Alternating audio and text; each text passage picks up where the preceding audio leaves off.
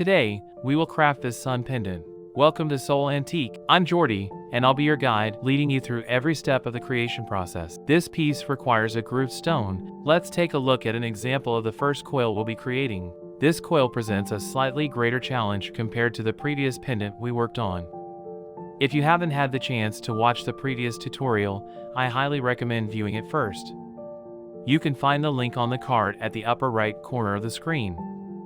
The heightened complexity arises because, with this weave, we're not only shaping individual loops, but crafting a line that must be perfectly positioned amidst the others.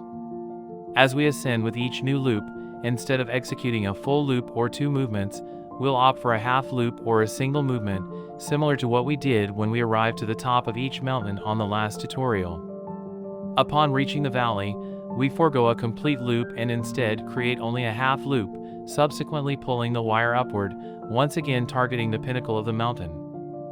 The descent phase introduces an additional layer of intricacy, as we must precisely calculate the point at which to execute the half loop. To navigate this challenge, I've developed a technique. Initially, I position the round nose pliers so that they cross the mountain entirely from the opposite side. Then, I retract the pliers until they reach the specific location and height required for the upcoming half loop.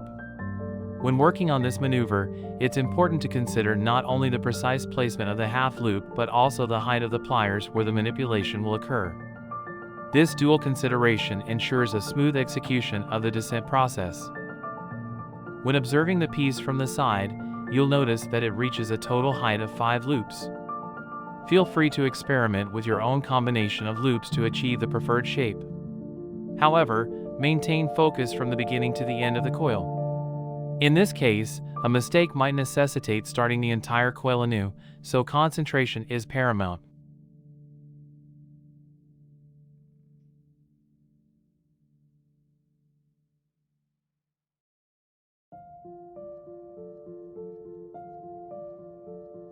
Indeed, concentration plays a crucial role in this process. As demonstrated during the creation of this video, a lapse in concentration caused a deviation in one of the loops. The misjudged height of the pliers resulted in an unintentionally larger half loop, subsequently affecting the alignment of the line. Consequently, the line became separated from the others. Fortunately, the mistake only impacted one side of the coil, alleviating the need to redo the entire coil. If you're curious to observe the mistake, you can find it in the upcoming chapter at the 6:35 minute mark.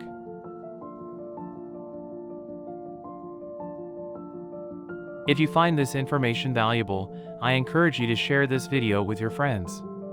Don't forget to like and subscribe as well, as that greatly assists in optimizing the video's visibility in the algorithm, benefiting both this video and future ones. If you have any doubts or questions that require further clarification, please feel free to share your thoughts in the comments section below. As emphasized in previous tutorials, maintaining a robust tension on the wire is crucial. Ensuring a firm grip with the thumb provides us with the control needed to shape the wire as desired. While it may present a challenge, this tension, in conjunction with the round nose pliers, forms the foundation for many shapes within traditional wire wrapping. By mastering this technique, you'll unlock the potential to create a multitude of intricate designs explored in upcoming tutorials. These skills will empower you to craft more advanced and elaborate pieces in the future.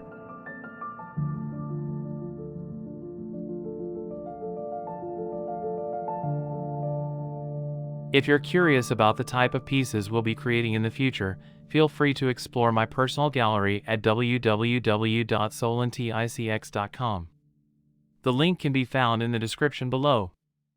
I'd also like to extend my gratitude to my patrons for their continuous support, which motivates me to enhance my videos. If you're interested in becoming a patron and joining this supportive community, you'll find the link in the description as well.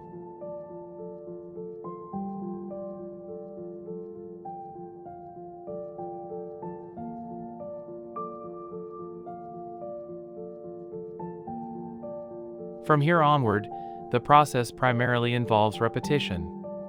If you're eager to progress to the next stage, you're welcome to skip ahead to the third chapter at the 11:07-minute mark. Alternatively, if you're interested in observing the earlier mistake, feel free to jump to the 6:35-minute mark. And, of course, if you prefer to stay with me throughout the entire process, you're more than welcome to do so. The choice is entirely yours.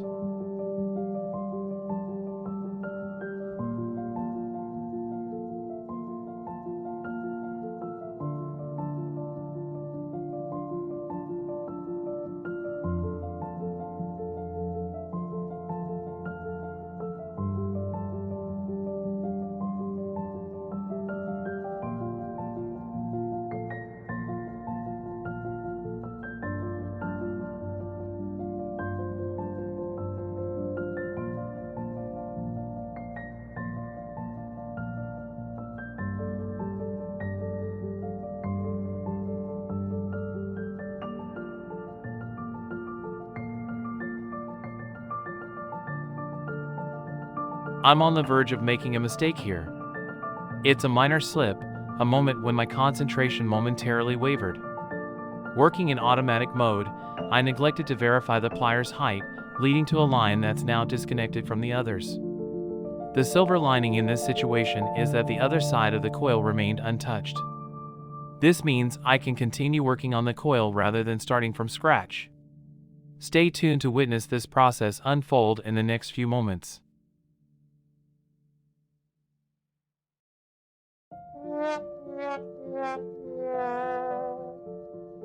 Not everything is salvageable, unfortunately.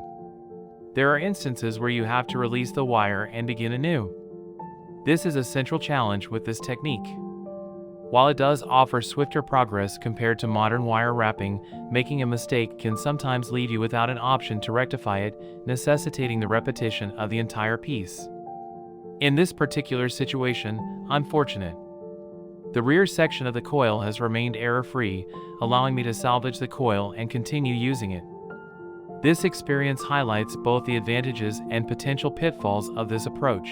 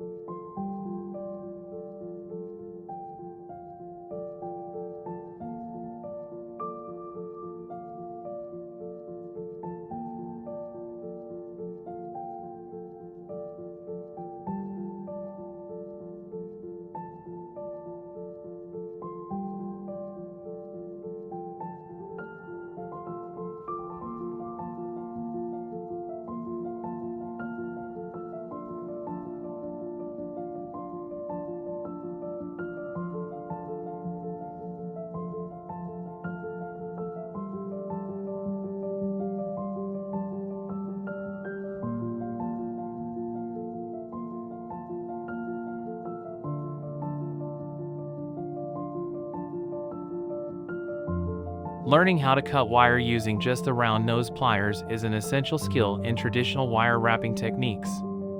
This method of cutting proves useful for many pieces you'll create. Like any new technique, it might pose a slight challenge at first, but rest assured, you'll quickly become proficient with practice.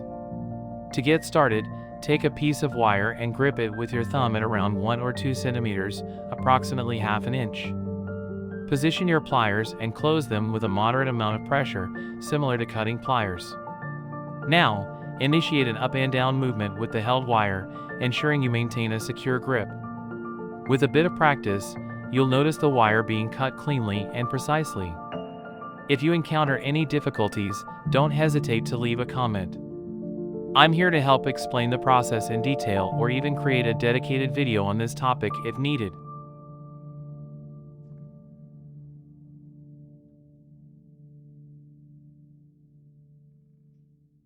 So, let's see the example now with our piece.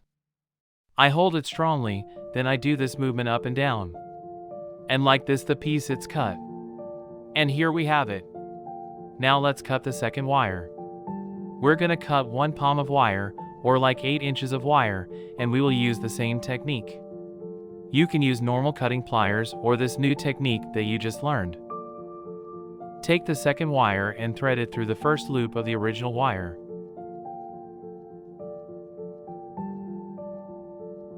After that, bend the second wire and wrap it around itself a couple of times, maybe 2 or 3.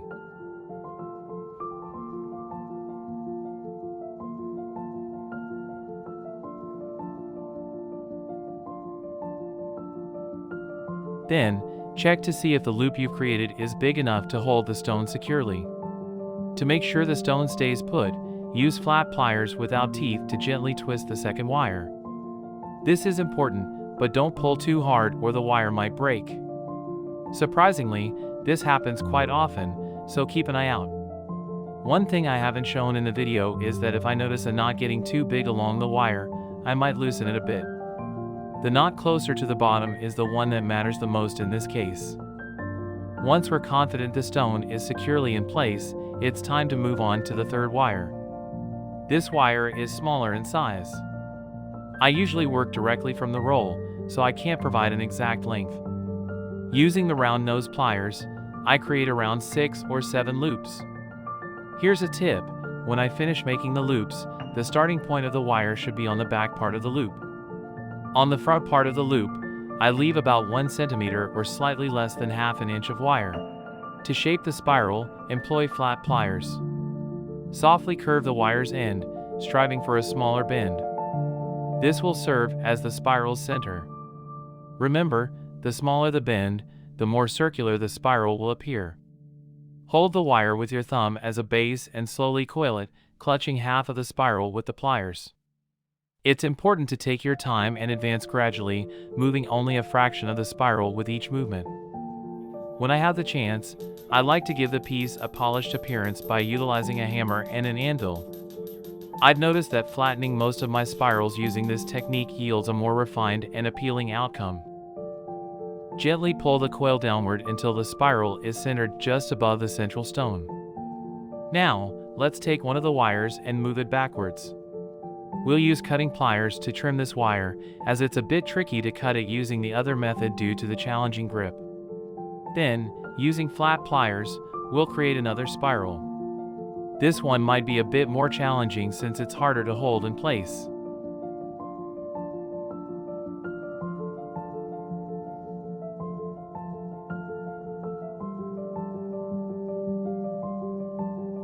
Afterward, I'll give it another round of hammering to refine the shape.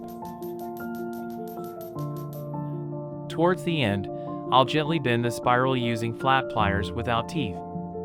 Next, we'll use round nose pliers to create 2 loops as close to the second wire as possible.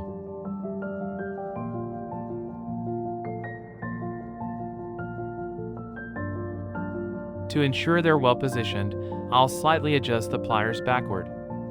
Then, I'll use flat nose pliers to guide the wire around the loop once.